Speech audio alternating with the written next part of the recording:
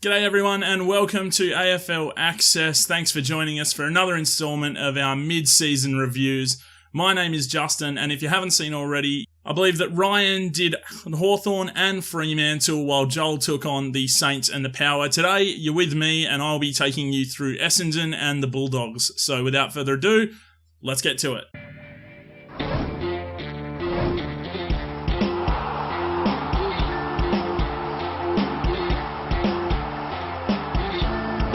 So we'll be taking a look at the Bombers first today. They currently sit in 10th on the ladder. They've got a percentage of 102.9%.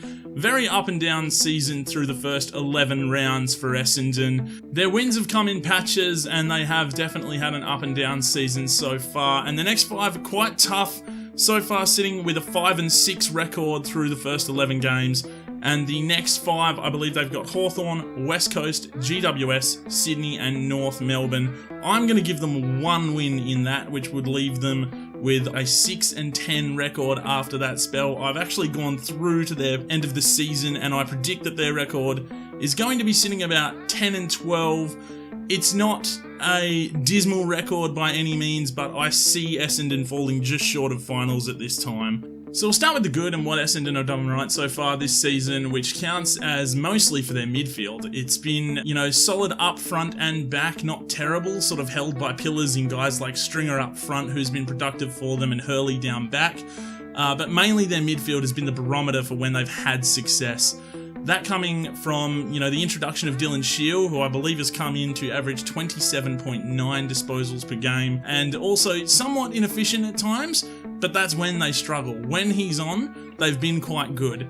So, to look at the Bombers in perspective, some of the rankings they've got, they're second at the moment in total clearances for the league. That shows that their midfield, when up and running, is pretty hard to stop. However, first in clangers and only 13th in points per game, so not necessarily turning that midfield and clearance dominance into a point of power for their own side. It's been a bit of a struggle for them to sort of go on and compete. What's gone wrong for Essendon mainly sits on the injury front. Joe Danaher going out for the season, they were questioned with how they were handled, Joe Danaher, and then Devon Smith, I believe, preceded Joe Danaher on the injury front, and that cripples a forward line that was already somewhat lacking, I guess, in talent, when you also add in the fact that Orazio Fantasia has missed his share of games. So what comes as the problem for Essendon now is going to be moving forward and trying to score out of this, because to rank 13th in the league in scoring while ranking first in total clearances, you would be hoping for a little more pressure on the scoreboard. Speaking of pressure, they've been abysmal. They rank 13th at coughing up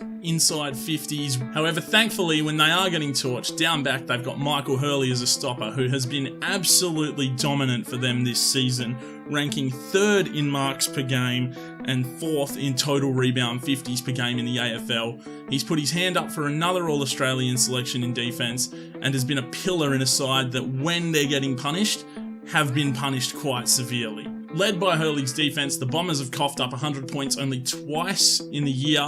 One of them went on to be a win where they beat the Demons back in round 3. It's a bit of a funny team to look into as to whether they're going to be thereabouts the mark and how they can stop teams from running away from them when they don't have their own footy.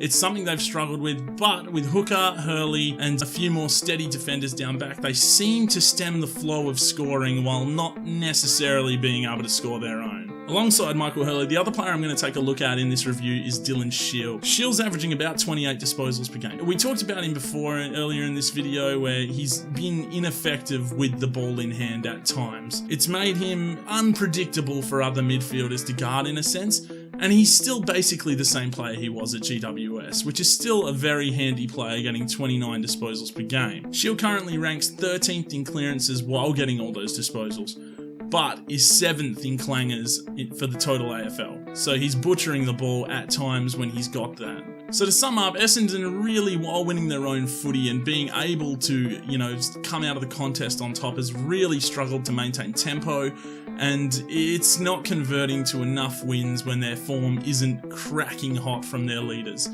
To give them an overall grade, I believe I'm going to give them a C-, and then we'll move on to the Western Bulldogs. So currently sitting in 14th, the Dogs boast a percentage of 88.7. and they are leaking points at the moment defensively. In the last 3 games alone, they've coughed up totals of 133, 115, and 133, and it is causing them havoc as they currently sit with a 4-7 record, and they seem to be somewhat getting worse as the season goes on. If you look ahead to their coming games, I believe their next 5, they've got Carlton, Collingwood, Port Adelaide, Geelong, and then Melbourne. At best from those 3 games, they're going to go 3-2. My prediction is that they potentially go 0-5, and I don't see them winning too many of their 50-50 games for the rest of the season if this defense lapse continues.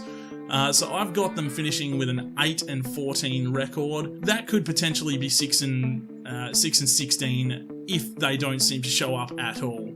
I think they'll do enough to get a few more wins on the board, but the Bulldogs are kind of just floating around where they were last season without showing too much intent for improvement. So again, sort of like Essendon in terms of what's gone right for the Dogs, it lies in their midfield, ranking first in least opponent clearances, keeping their opponents to roughly around 31 clearances per game.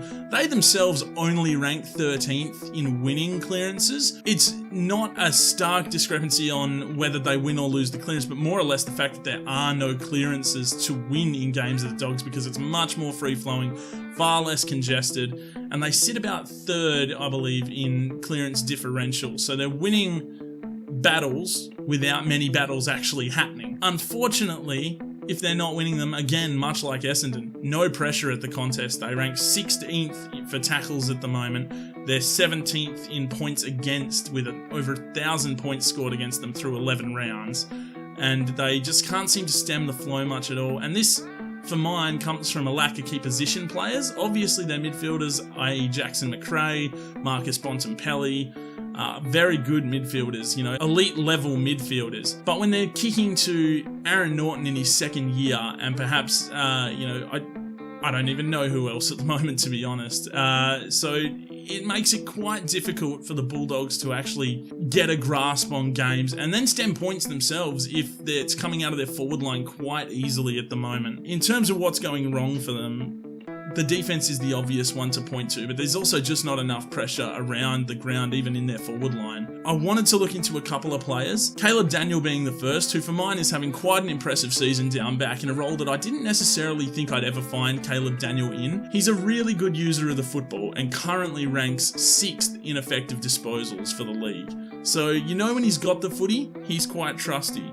He's going at 11th in the league for kicks per game, and he's 8th for rebound 50s, which for someone of his height is quite miraculous. The other player I wanted to look into was Marcus Bontempelli, the barometer out of the midfield, with Jack McRae obviously being right next to him there. The Bont currently ranks 6th in centre clearances for the league, but the most impressive part of his game is that when they get the ball in his hands, the Bulldogs tend to score. He's 3rd in the league for total score involvements, and I believe he's somewhere around 4th or 5th for score involvements per game. And when he's got the ball, it's a really damaging kick to the forward line, and it can really hurt teams. But again, are they getting enough of it if there's not enough clearances to win and you can't get the Bont around there enough? He currently goes at about 27 touches per game, which puts him in the top 20 in the league for disposals. But the Bulldogs don't have enough surrounding by guys like Bontempelli, which is really causing them headaches in the midfield when they need to rotate someone else through. Bailey Smith has come on as quite a good player in the Rising Star race and has really thrown his hand up next to guys like Sam Walsh and Connor Rosie. I believe he's going to be a star of the future, but for right now, the Dogs may need a little more help going through the midfield there. So to sum up the Dogs season so far through 11 rounds, it's just been a matter of defense leaking points. They've coughed up far too much scores, and it's hard to see them really winning too many games moving forward if this trend is to continue. So to end this segment, I'm going to give the Bulldogs a D+ at the moment. So those are my reviews on both Essendon and the Bulldogs. I really hope you enjoyed them. If not, please feel free to give us some feedback in the comments. So make sure to log on to Discord and join our server. The link will be in the description below. So if you liked the video, make sure you leave a big thumbs up. Make sure you subscribe to the AFL Access channel and ring that bell to make sure you keep getting notifications. Thanks so much for watching, and this has been your AFL Access.